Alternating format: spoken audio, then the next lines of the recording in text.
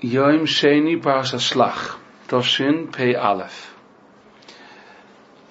Most people, when they think about Bitachon and they want to explain what Bitachon is, so the average person would usually say, without thinking, without studying the topic, so the person would say, Bitachon is that a person believes that it'll be good, he hopes for the best, he trusts in Hashem that Hashem will take care of him. Of course, those sentences have truth to them. It's just that when you learn Bitachon a bit deeper, we study Chayvus Avos, that's what we try to do, we see that sometimes people mistakenly use these sentences when they're not supposed to be used.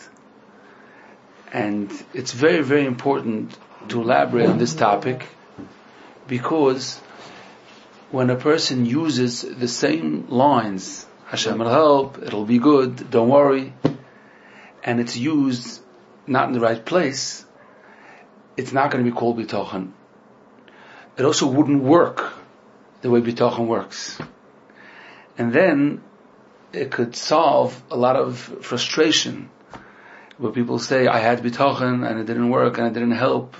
I don't know anymore what's the right thing, what's the wrong thing, what I'm supposed to think. That's why it's very, very important to learn once and for all when a person is allowed to use it and when not. And of course, today we're only discussing one specific topic, and it has a bunch, it's a series of topics when a person can't use those lines. So in order to get deeper into it, let's remind ourselves one of the klolim, what the Hotline explains in the first perek of Sha'ar Bitachon. After the Hakdama, after the introduction to Sha'ar Bitachon, the first perek of Sha'ar Bitachon is a few lines. That's the first perek. That's the first chapter. It's interesting because the Hotline uses this way of explaining things, not only when he talks about trusting in Hashem, but any topic that the Hotline discusses, like Avodas Alekim, Shara Yichud V'Hamaisa. If you look through the Hotline Avos, the way Hotline Avos explains what something is, at first he just gives a definition of a few lines. What does it mean to trust? And then the Hotline Avos didn't feel that he needs to make the chapter longer, so he should put additional information into that. No. The first chapter is what it is. If it takes me 3 lines to explain that, then I'm done with the first chapter. Second chapter, how do you acquire Bitachon, and so on. So the first chapter of Hotline Avos, where he explains what Bitachon is, says Bitachon means to trust in Hashem. So mainly, trusting means, if Hashem promised me that He will do this and this, then I trust that Hashem will keep His promise. That's the main definition of Bitachon. Because if Hashem didn't promise me, then who says? A person finds himself in a situation and he doesn't know what's going to be the end, what's going to be the outcome, and he says, I have Bitachon, it's going to be like I want. Who says? But if Hashem promised you, then of course trusting means, what do you mean? Hashem told you He's going to do it. Why do you doubt it?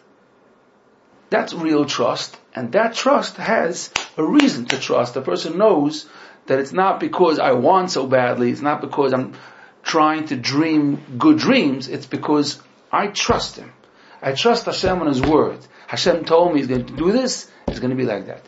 Now the Hotline does add to that it's not only that, there's an additional line, the Hotline says, that being that Hashem is a Toiv Umeitiv L'Kol, and Hashem runs the whole world and could do anything, and loves every Yid, and is a Rachman, and only does good.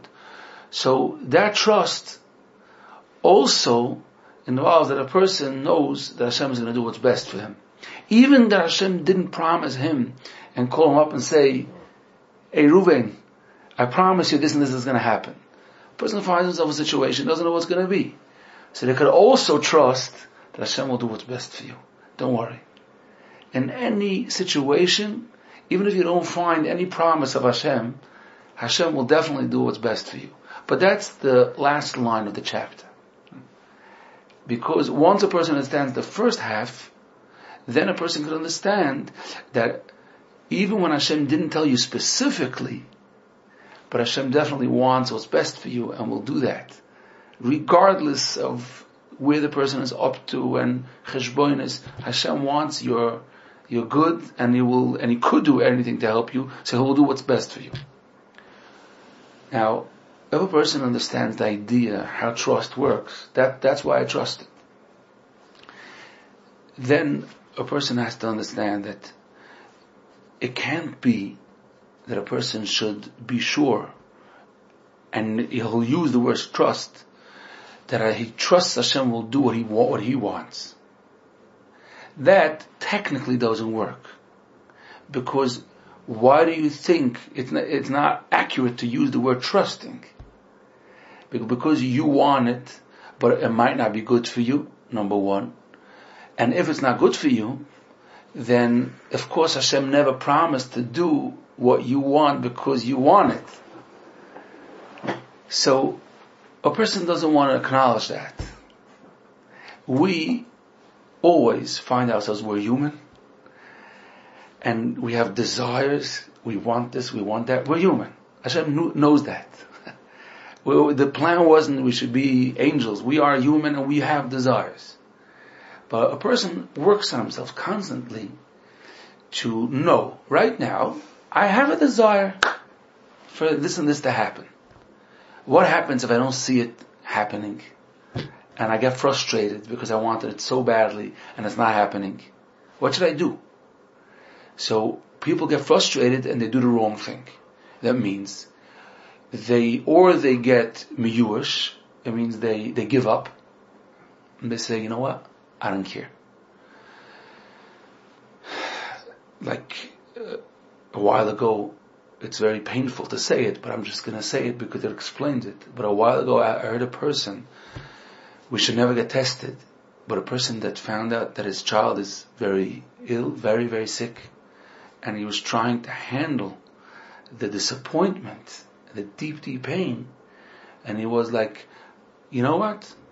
Okay, so I lost him. This is before, he's like trying to make up his mind. Okay, so I'm just making believe I don't have that child anymore. I don't have a desire. He was fighting with himself not to get too disappointed and his hopes shouldn't be too high, so he was giving up. So that's a coping mechanism. You know what? I couldn't care less, and that's it. That's one way how people handle frustration when they have a desire and they don't see them getting to it. The other way that people handle this frustration is, it'll be good. I'm sure. I saw in a sefer that if I'm going to be 100,000% for sure that Hashem is going to do what I want, that's what they really believe and say, then Hashem is going to do it. And the reason why last time it didn't happen is because I doubted. Now I'm sure.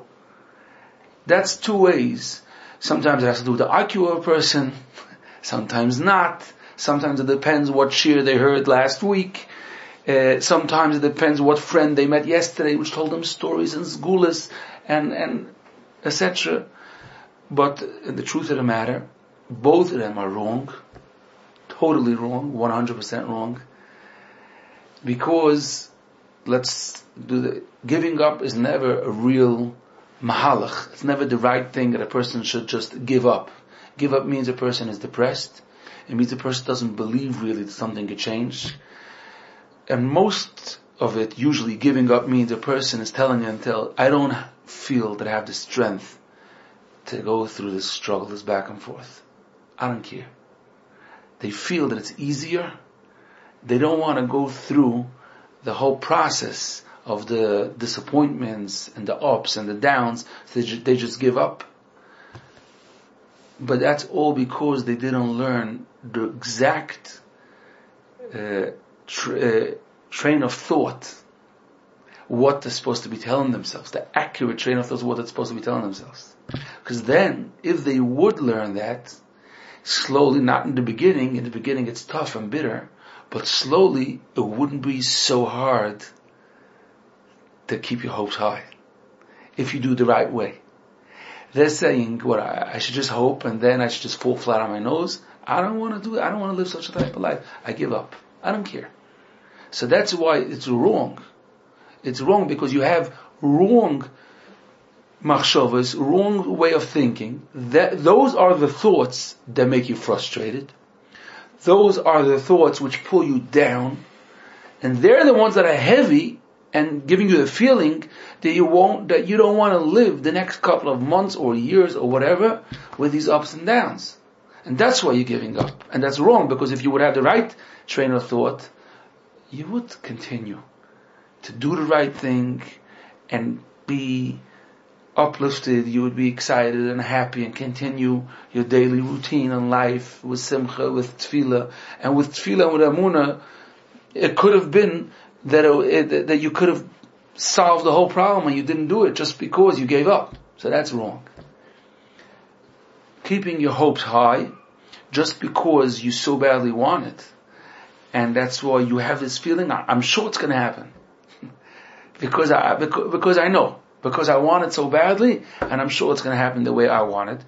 It's also wrong. Why is that? Because Hashem is going to do what's best for you. Sometimes it's not right now. That's not a good thing for you. That's why it's not going to happen. But the thought that Hashem is going to do his best for you can also lead to a yish. It says, I don't know the cheshbonos of Shemayim. He made my child sick. He did. Who am I to tell him this? What are the other ways? If that's the best, that's the best. What do I know? Right. So so here's where it gets tricky. That what is the right train of thought? What is the right train of thought? So it's a bit of this and a bit of that. It's in the middle. But it's not in the middle, it's really unique. It means a person is supposed to slowly train themselves that they know their desires, that's one part of it. They don't live in denial. Because when a person lives in denial and they say, I don't want anything, I just want what Hashem wants, and it's not true, because they're human, and we are all human, then again we fall flat on our face, because the next day we wake up to reality. So let's face the reality today, not tomorrow. While we're setting up the mahalach of thinking, let's face the reality. We're human. Hashem knows that as well. The Torah knows that you're human. And Hashem says, okay, this is your desire. And now, what should I think about it? I should think, listen, there are more pieces of the puzzle. There's a very, very big picture to it. And it doesn't pay for me to be stuck in my box, to want so badly, because I must take in consideration that I don't have the whole picture in front of me.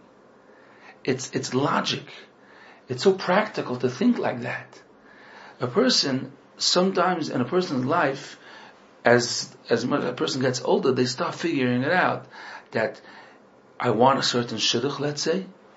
I think it could work very nicely, and I'm a little bit desperate, or a lot desperate, but I don't know the future. I don't know the arichas yomim of that other person. Who knows? Who knows? Maybe that person has all of another 2 years to live. And Hashem knows that.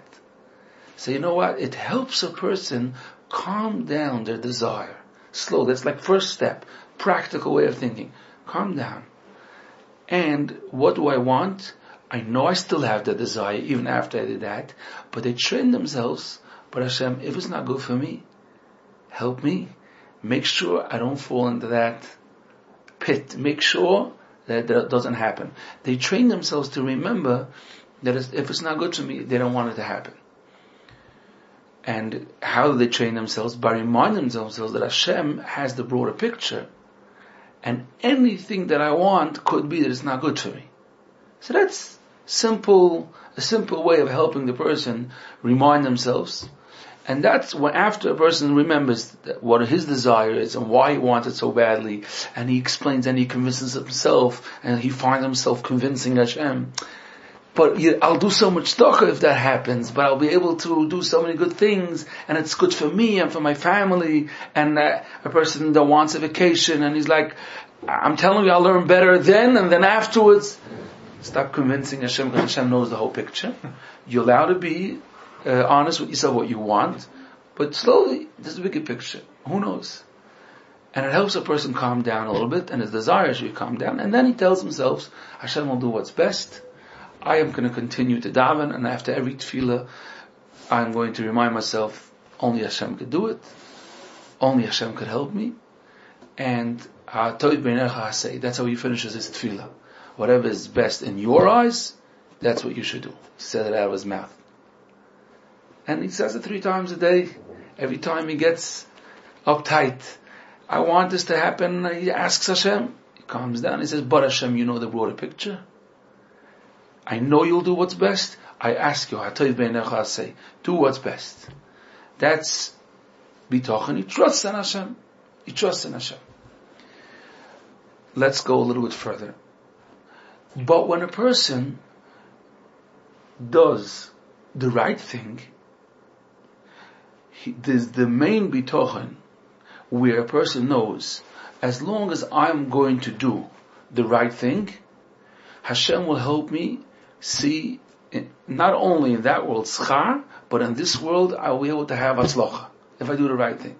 As scary as it feels, if I do the right thing, Hashem will help me, and I won't lose out from it. That is the part of the promise that Hashem gave specifically. If you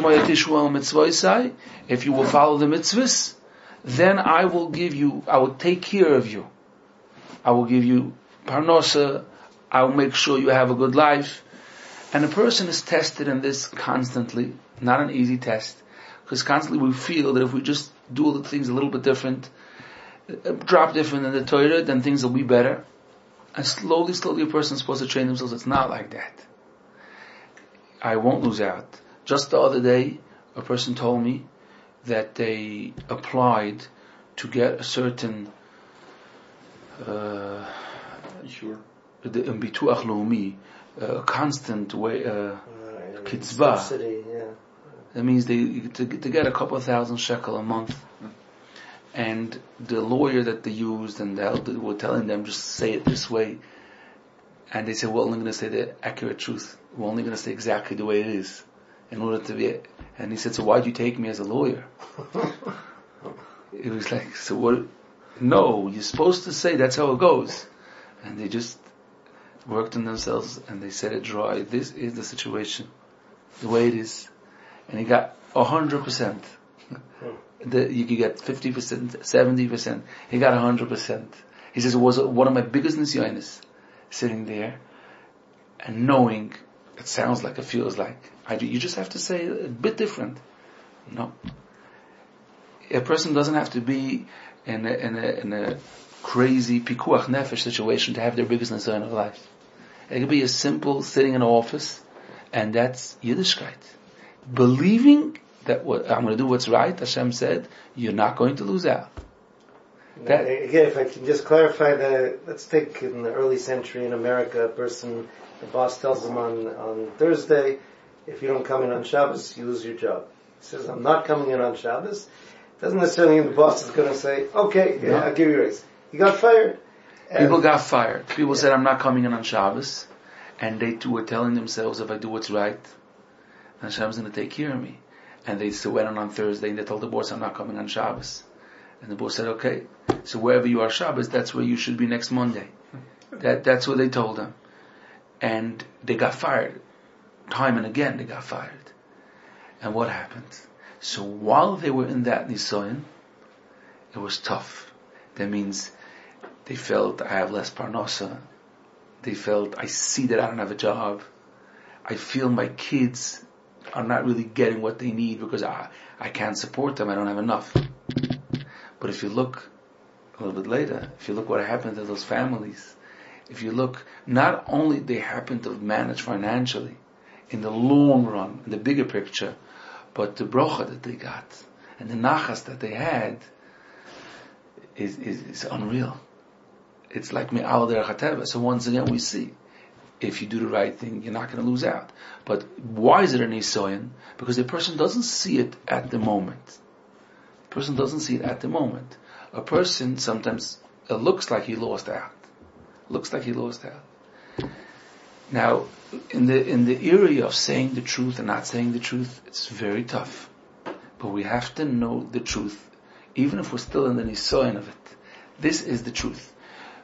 Constantly, we are tested to say things that are not true, to sign documents that are not true, to just make it a little bit different, mortgage purposes, different legal documents, offices with the bureaucracy of everything is like not possible. We're tested. People are in nisoyan. Not every situation is the exact same nisoyan, but the truth stays the truth. The truth, even when it's hard, when it's tough, the person's going to go with Hashem, is not going to lose out. And part of the nisoyan of trusting in Hashem means that you feel and you see that it doesn't make any sense what I'm doing. It makes no sense what I'm doing. But he trusts in Hashem. And if he trusts in Hashem, Hashem is not going to leave go. Now, let's continue on. A lot of people, what they do is that they sign documents the way they weren't supposed to. And this is not true, and this is false, all kinds of things. Then what they do is, they beg Hashem, please, nobody should chop, and it should go through, and it should work out. Now, someone stand by, he asked the person, why are you doing this? You know that you know what happens if they figure out what you just did? Now, we always have these people that they say, don't worry, Hashem will help. Please don't say that. Okay? Why? Because when someone is using those lines, when they are doing the wrong thing, they are ruining the meaning of the words for themselves and for others. Because why are you saying that? Mainly bitachon is, the system of bitachon is that if you go with me, I won't let go of you. I'll help you. But when you ran away from Hashem, and you're saying, but it'll be good. But you ran away from Hashem. The bitachon is go with Him. Now, as long as you're with Hashem, you have what to trust. If you run away from Hashem, then it gets complicated. Now, I'm not saying that Hashem sees a person do the wrong thing, Hashem just throws away the person and makes sure every single time they just fall away. That's also not accurate. It's not accurate. Why? Because Hashem loves every Yid. And because Hashem loves every Yid, so what happens is, Hashem's like trying to bring him back. And what could we do to help him? And maybe we could save him this way, the other way. But it's less bitachon. It's going away from bitachon. It's not accurate to want to use bitachon. Someone that constantly uses it is abusing the idea of bitachon, and slowly it's going to start working for that person. It's not different than the Maimon Chazal, a person that says ech tova oshuv, ain't speaking by other last is tshuva. A person says, don't worry. A person did a aveira. So Hashem says he wants to be good. Okay, he has the Yetzer Hara. Let's help him. But if a person is using that as a way of life, then slowly gets further and further from Hashem. So he doesn't deserve the bitachon, and he doesn't have what to trust. So it's very, very important to remember this, that the bitachon is made as long as you're doing the right thing. Hashem says, I promise you the right thing, I'm not going to leave go. The next step, even when a person, here he did something that's wasn't supposed to be exactly like that, so Hashem is not going to throw him away because Hashem wants him to come back. And when Hashem wants to remind him, Hashem wants what's best for him. But that's only when he's still in the right situation. But when he starts when the idea of the person is, I'll do what's comfortable for me, because it's comfortable for me, and Hashem will definitely help me, then that person goes off. And that's not bitachon. It's almost like a kishuv. It's almost like he's trying to use this lachash, you say. It's a very common mistake that people relate when they talk about the Torah, the way the Torah works. Instead of saying it the right way, they say it almost the right way, and it's totally off. you're saying it's almost like kishuv. You say the Eibush will help, I'll just say it and it'll work. People have the same idea with thanking Hashem. That means they feel that they learned in a sefer that thanking Hashem does wonders, which is true, which is accurate. So then they'll say in a shir, or they'll write in a book, or they'll convince their friends that you want to listen to me. I promise you, if you say it, it's 1 + 1 equals. That's what happens. It just works. And that's not how it goes. Thanking Hashem has an inner work of the person of realizing Hashem's toiv and becoming close to Hashem and talking in the toiv, so slowly you become excited and closer to Hashem. And that always works when a person has the right closeness to Hashem. And when a person is really close to Hashem, it always involves that the person is humble and doesn't expect anything. Even if a person is not on the madrega, he doesn't expect anything, but they have that real feeling, some of it. But if a person is like, what's the problem? I have an office. My office is called 3 times thank you Hashem equals $100. If you do 6, then I give you 200. The people have their mind set up like that. They're taking the whole Yiddishkeit and they're ruining it. So now, once we understand that, we could also understand another topic, which is very related to this, and that is the topic of safety, which is unfortunately a topic that became very painful for Hamish Oilam, for all of us, all the tragedies that are happening, starting from Corona, from COVID, and then what happened in Miran, and afterwards what happened on Erev Shavuos. All that brings us to understand simple halachas and Shulchan Aruch, where a person has to understand how the Torah works and how Bitachon works. So let's just learn it from the bottom up. The pasuk says, it's in Parshas Kisei, the person that builds a house, so he's mechuyev al pi Torah, he has to gate in the roof, because a person goes on the roof, someone could fall. So the pasuk says, Ki vasisa machal gagecha v'lo yisosem dome beveisecha. It means chas v'shalom, nobody should get hurt, and it shouldn't be an avera because of you someone got hurt. So the Rambam says that here we have a mitzvah esa, one of the Taryag mitzvahs.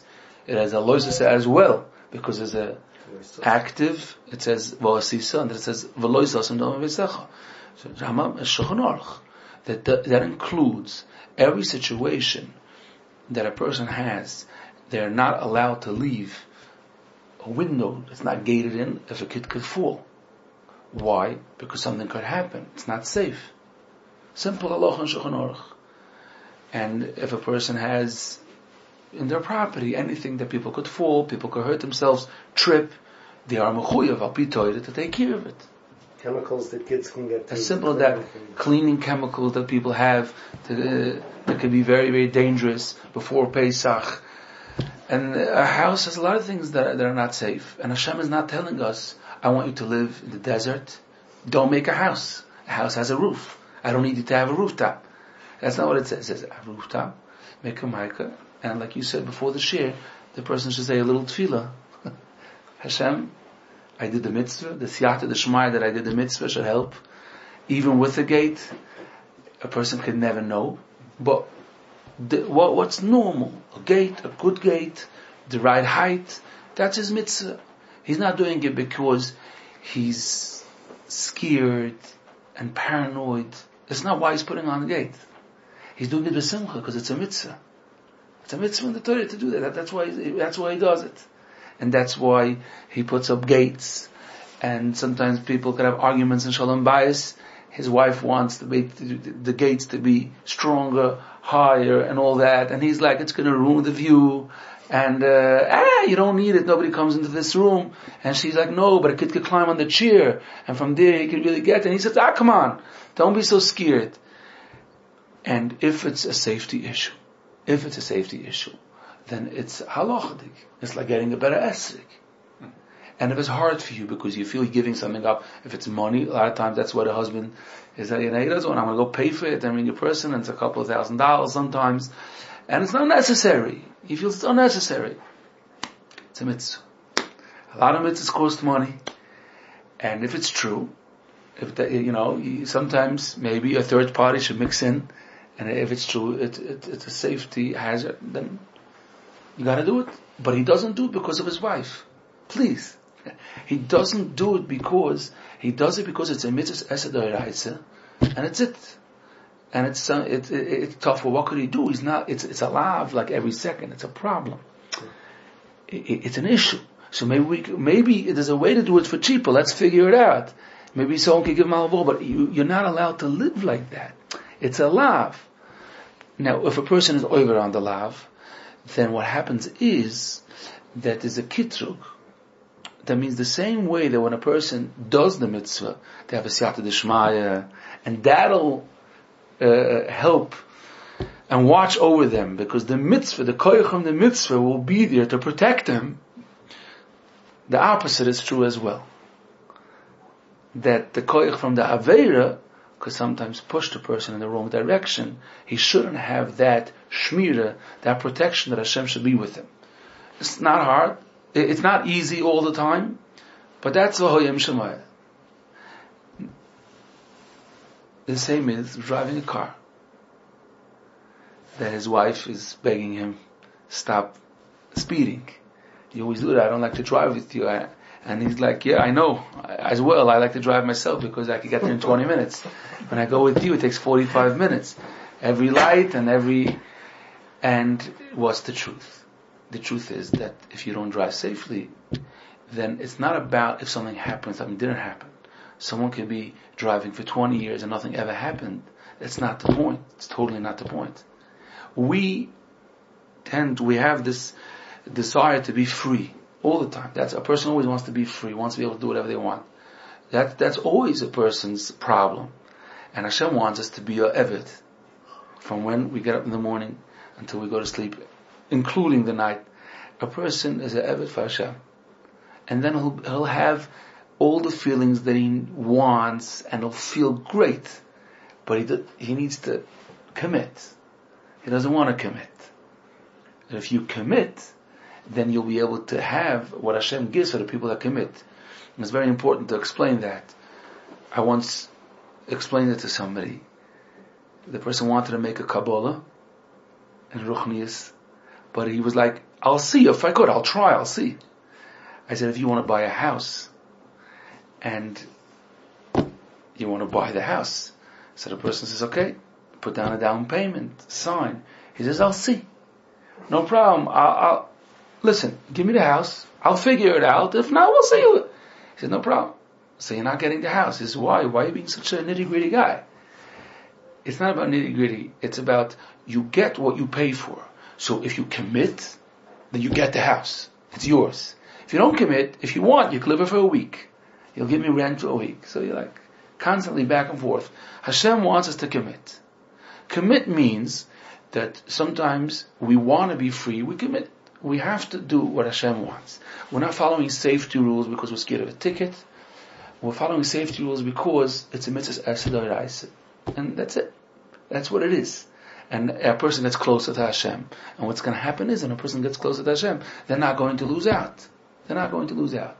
Now, if we go back and we look at the whole year, already 18 months, nearing 18 months of COVID, where you had young kids, bochrim, that missed out of yeshiva for months, back and forth and in and out in quarantine, and people that they missed davening with a minyan for weeks or a month, whatever it was, and so on, different obligations and ruchnias where people didn't get to do.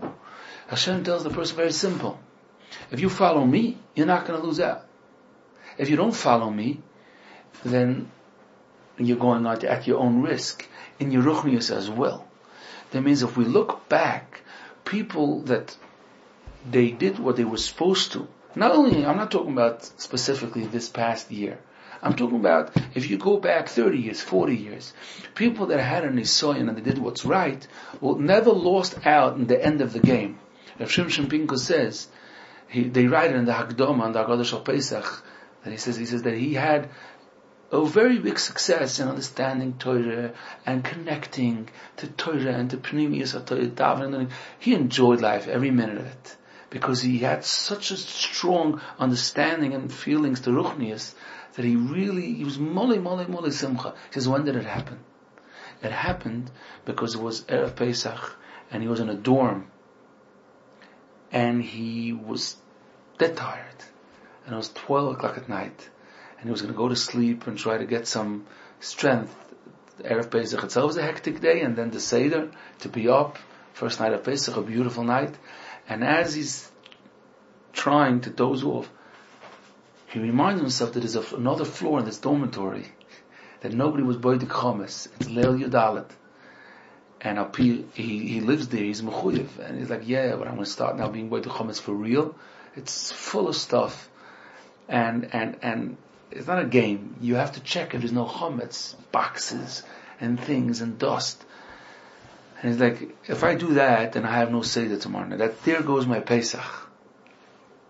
And you figure, but what does Hashem want? Now it's a halacha, Shulchan Aruch, that if you live there, there's nobody else doing B'dikas Chometz, you have to do B'dikas Chometz.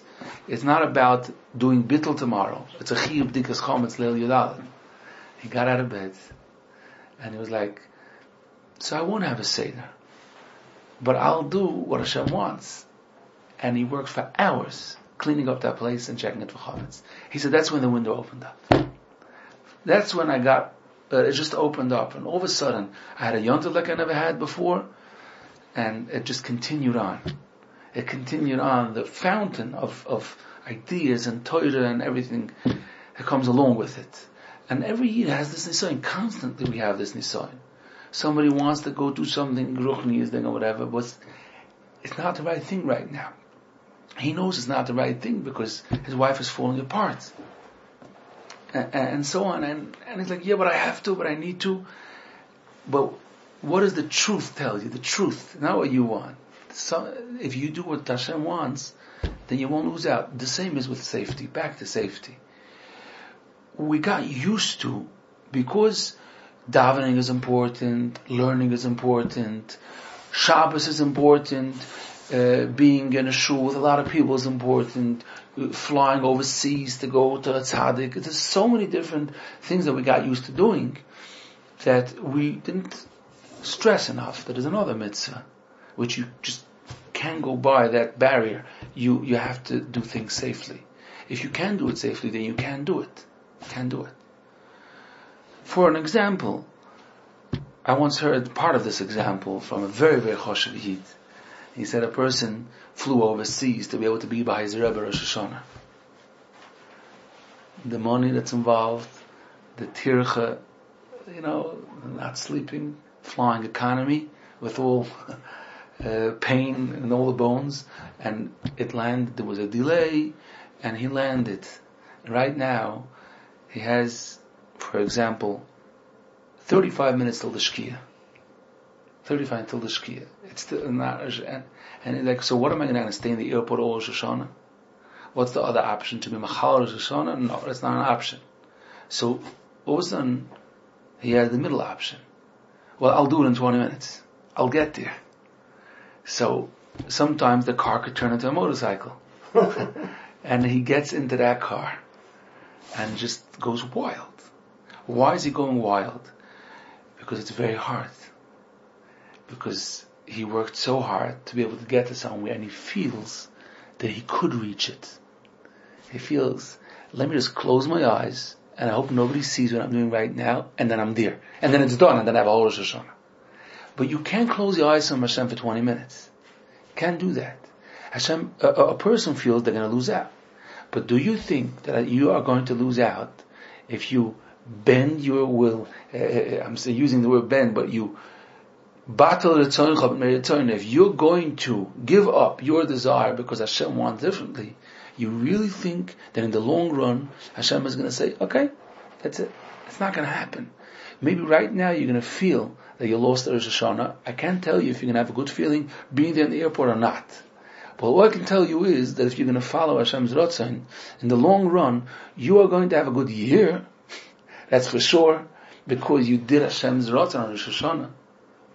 And there's so many examples to this. So how many times does a person have to give up the beautiful Yom Tov because of Kibbutz Avayim? And they feel, but Hashem wants me to have a Yom Tov. Sukkot is only once a year. And last year was COVID. They're like, it's only once a year, and I want to be beside my family, my kids need me, and I have achrais, I'm obligated. They come up with all, and it's true. Once again, all these machshavos are true. And a person is not making them up. But right now, what is the right thing? What is the right thing? And a lot of times it causes friction between siblings, because whose turn is it to go right now and to give up the Yom Tov? If a person sees, in order not to make machlokes, I'm going to do it. What's going to be with my sukkahs? Hashem knows. That is the real bitachon. To be able to give up even ruchnis when it's the right thing, because a person has a desire to ruchnis so many times. Back to safety. Once again we go back to safety. All these rules, safety rules, are rules that are coming to give us an explanation in the Torah. When there are rules, so I'm not, again, you have to be a bit a broader mind to understand that you can't say that if it says in a building sometimes that it's a capacity of 249 adults, and you're like counting, he says, I think I have 250. Once again, come. He says, whoever is going to stay here is never going to get out of Gehenna. You can't say that, because they said 249. It's an estimate. This leniencies. It's true. You can't be in the box and say, I'm just going to go exactly like the line. That's true. But it's giving you a perspective. It's giving you a perspective to be aware. Something could be not safe.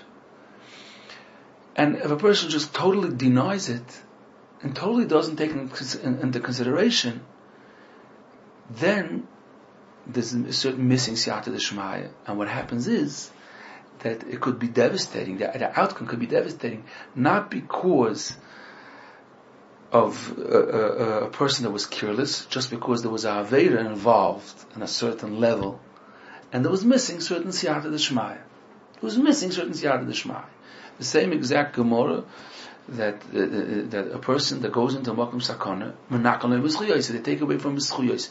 If a person says oisim lines, they take away. Hashem says you took a risk. Taking a risk means that you did a certain level of avera, So a person must take that in consideration, and must know that if I decide not to do something because it's not safe, it's a mitzvah. And that mitzvah is going to bring me closer to Hashem. This brings us to understand the continuation of it, which is that if a person does something that's not safe, very not safe, and then he says, B'schus Levi Yitzchak ben Zara Sasha, B'schus Reb Shai ben Moshe, and he does something that's not safe, and he just does it. What is he doing? What is he doing? That's what's important from the shir. What he's doing is, he's saying, Hashem, help me do my Aveda, please. I trust in you that you're going to help me do the Aveda. That's what he's saying. Now it doesn't mean Hashem is going to kill him on the spot, because Hashem loves him. How stupid he is, Hashem is going to love him anyways. But it means that he's ruining the idea of bitachon in his mind and other people's mind, and he's contradicting himself totally by saying such a sentence. And you should understand what bitachon is. A person could say, it's hard for me, and I have a very, very, very big nisayon, and I'm not sure I'm going to be oimid in this nisayon. A person could say, I think that it's not so, I'm going to watch out, I'm going a bit more than the speed limit, because I don't want to miss the flight, but I'm really, really focused. I'm really focused. I'm not wild. Okay, so you're speaking the truth. So you're not totally off. When a person is doing things that he's just living in denial and doing crazy things and trying to dump it on Hashem, that's not bitachon. That's why it doesn't work, such situations. We have to stop using these things Hashem is going to help when it's to the wrong thing. It's not Bitachon, and it's the exact opposite of it. Exact opposite of it. I just want to finish with the interesting chinuch. The chinuch, when he explains, we'll see some makal gadecha in Parshas Kiseitze, why a person has to be careful with safety rules. So the chinuch explains that Hashem had a rotzen and Hashem's tochnit, Hashem's plan in the creation was that there should be derech hateva. That means that if a person is going to go into fire, they're going to get burnt. If a person goes into water without safety rules, they could drown. And Hashem wanted to create a world which is not safe. Chinuch explains that. Because if Hashem would want that it should be a safe world and nothing could happen to anybody, what's the problem? It's not an issue. Why did Hashem have to create a world there's so many hazards, there's so many things that a person has to be careful? You just said, a normal household, so there's cleaning chemicals that could be very, very dangerous, and so many different things. There's windows, there's a second floor, there's a third floor, there's an elevator, simple things. The world was created to be a place that's not safe. That's part one.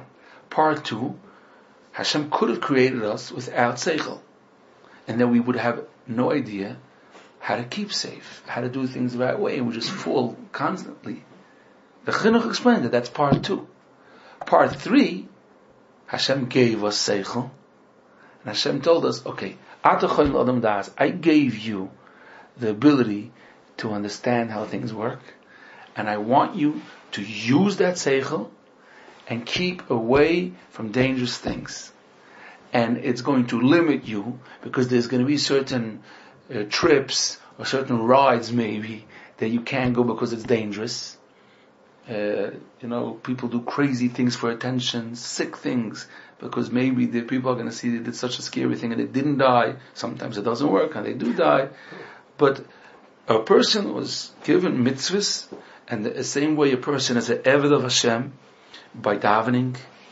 A person is a nichna, I daven every day. A person can eat whatever they want because I serve Hashem and I thank Him. He gave me a mouth and taste buds, and He gave me the ability to digest, and He gave it to me, and He told me, I want you to use it the right way. So a person says, I'm thankful that you gave it to me, and I'm going to try my best to use it the right way. The same way Hashem, I let you just go all over the place. I let you drive a car. I let you fly a plane. It's a plane is called a derech ha'olam. It's a safe thing. There are very little plane crashes. It's a safe thing, and I let you go all over the place. But I want you to keep safe. It's a mitzvah. A person does it understanding that was the plan. It should be a lot of sakana, and he should have to come at Hashem constantly. He should have to be nichna and do things the way Hashem wants. That's how a person lives their life. And then he could have bitachon. A person gets onto a plane and says tefillas haderech, says Hashem, please protect me. Then they sleep through the turbulence. And they have no issue with it. Why? Because they know if I do the right thing, and I do, then Hashem is going to take care of me. He's just going to take care of me.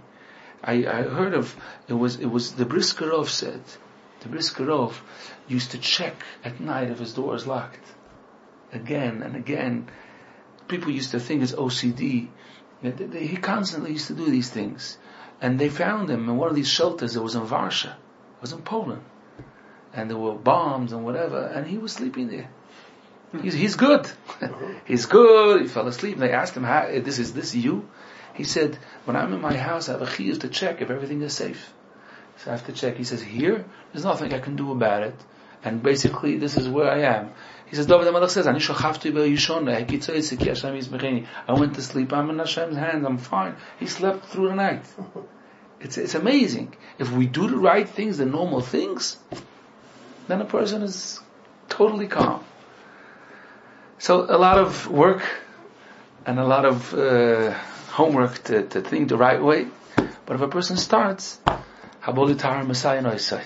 okay.